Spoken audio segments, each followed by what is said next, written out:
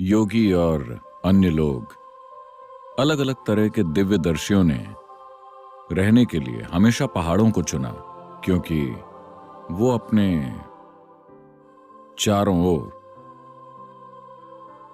ठोस पदार्थ चाहते हैं। जब वो कुछ खास साधना करते हैं, अपने अंदर कुछ खास ऊर्जा पैदा करते हैं, तो वो धरती के खोल में रहना चाहते हैं। मैदानों में आप उस तरह का खोल तभी बना सकते हैं अगर आप एक गड्ढा खोदकर उसमें चले जाएं, मगर इससे कई समस्याएं हो सकती हैं। इसलिए वो कुदरती तौर पर पहाड़ों की शरण लेते हैं, जहां गुफाएं और खोल जैसी महसूस होने वाली दूसरी जगहें होती हैं, क्योंकि वो अपनी ऊर्जा को एक खास तरह से संरक्षित करना चाहते हैं। उनमें से कई उस छोटी सी गुफा में अपनी खुद की एक पूरी दुनिया बना लेते हैं। आपके लिए वो सिर्फ एक छोटी सी गुफा है, मगर उनके लिए वो उनकी अपनी सृष्टि है, क्योंकि समय और स्थान चेतन मन की उपज होते हैं। आपके लिए ये सिर्फ एक गुफा है, उनके लिए वो एक पूरी दुनिया है। इसलिए उन्होंने हमेशा पहाड़ों को चुना। आप दुनिया में कहीं भी चले जाएं, आध्यात्मिक लोग हमेशा पहाड़ों पर होते हैं, है ना? दुनिया के किसी भी हिस्से में ऐसा ही होता है, क्योंकि वो अपने आसपास एक खोल जैसा वातावरण चाहते हैं। तो हिमालय अपने आकार और विशालता के कारण बहुत ही शानदार है। अगर भारत में रहते हुए आपने हिमालय नहीं देखा, तो आप वास्तव में एक बड़ी चीज से चूक रहे हैं। बहुत बूढ़े और किसी काम के न रह जाने से पहले आपको एक बार हिमालय जरूर जाना चाहिए। आपको उसे जरूर देखना चाहिए। आपको किसी विश्वास या आस्था के साथ जाने की जरूरत नहीं है।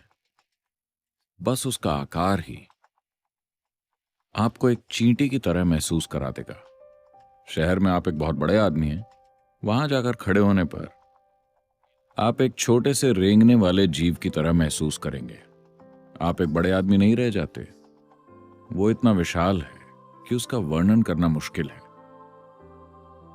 उसे देखकर अनुभव करना चाहिए। तो लोग वहां जाते रहे और समय के साथ हिमालय अलग अलग तरह की आध्यात्मिक प्रक्रियाओं का गढ़ बन गया। किसी दूसरी संस्कृति में उतनी विविधता नहीं है जो यहां की धरती ने देखी है। आप मार्क ट्वेन को जानते हैं? आपने मार्क ट्वेन के बारे में सुना है? आपने कुछ पढ़ा है? आपने मार्क ट्वेन का लिखा कुछ पढ़ा है? नहीं? Tom Sawyer? आपको हॉकफिन पढ़ना चाहिए। जब मार्क ट्वेन भारत आए तो वो खास तौर पर हिमालय गए। कई योगियों और दिव्यदर्शियों से मिले और उन्होंने भारत के बारे में टिप्पणी की। ये ऐसा देश है जहां इंसान या भगवान जो कुछ भी कर सकता है वो सब किया जा चुका है। शायद भारत के बारे में यह सबसे बढ़िया प्रशंसा है। और मार्क ट्वेन सिर्फ एक लेखक नहीं है। उनका दृष्टिकोण और जीवन का उनका बोध बहुत ही शानदार है। उन्होंने कहा कि किसी इंसान या भगवान द्वारा कभी भी जो कुछ भी किया जा सकता था वो सब यहां किया जा चुका है। ऐसा ही है। जीवन को उसकी गहराई में समझने के अर्थों में जीवन से मेरा मतलब जीवन जीने से नहीं है। मैं सृष्टि के रूप में जीवन की बात कर रहा हूं। जीवन प्रक्रिया को उसकी संपूर्ण गहराई में समझने की बात करें तो किसी भी दूसरी संस्कृति में कभी इसे उस तरह से नहीं देखा गया जिस तरह से यहां के लोगों ने इसे देखा है। जीवन को जितनी गहराई और आयामों में देखा गया। भारत में रहते हुए भी आप इन चीजों के बारे में नहीं जानते। अगर आप योग विद्या में जाकर देखें तो जीवन के साथ उन्होंने जिस तरह की अविश्वसनीय चीजें की हैं, आप उसे तार्किक रूप से समझ भी नहीं सकते। उस हद तक जो चीजें हुई हैं, जिन लोगों ने प्राण प्रतिष्ठा की प्रक्रिया को देखा है, कोयम्बतूर में हमने जो किया, और दूसरी चीजें जो हुई हैं संयमा या होलनेस कार्यक्रमों में और इस तरह की चीजों में, आपने कभी सपने में भी कल्पना नहीं की होगी कि इंसानी रूप में ऐसा कुछ करना संभव है। कितना कुछ किया जा चुका है और इसे हर संभव तरीके से किया जा चुका है। जिन भी तरीकों से इंसानी चेतनता और सृष्टि की प्रक्रिया की खोज करना संभव है वो किया जा चुका है। तो कई तरह के दिव्यदर्शी और योगी हिमालय में रहते थे। उन्होंने हिमालय को अपना निवास बनाया। तो जब वो रहते हैं, वो स्वाभाविक रूप से ऊर्जा का एक आयाम वहां छोड़ते हैं। इन लोगों ने कभी किसी से बात तक नहीं की, न कोई शिक्षा दी। उनका योगदान यही है कि उन्होंने अपनी ऊर्जा एक खास तरह से वहां छोड़ी, जिसे कभी भी बिगाड़ा नहीं जा सकता। वो वहां हमेशा मौजूद रहेगी। तो इस वजह से हिमालय ने एक तरह का आभा मंडल इकट्ठा कर लिया। हिमालय के कुछ हिस्से पर्यटन के लिए अनुकूल हैं, लेकिन हिमालय के कुछ हिस्सों ने बहुत शक्तिशाली ऊर्जा इकट्ठा कर ली और वो रहने के लिए बहुत शक्तिशाली स्थान बन गया। इसलिए आध्यात्मिक साधक स्वाभाविक रूप से उस दिशा में गए। मेरे ख्याल से हम केदार के बारे में कुछ बात कर रहे थे। आपको केदार जाना चाहिए। वहां बस एक छोटा सा मंदिर है। वहां कोई देवता नहीं है, बस इस तरह चट्टान का एक उभरा हुआ टुकड़ा है।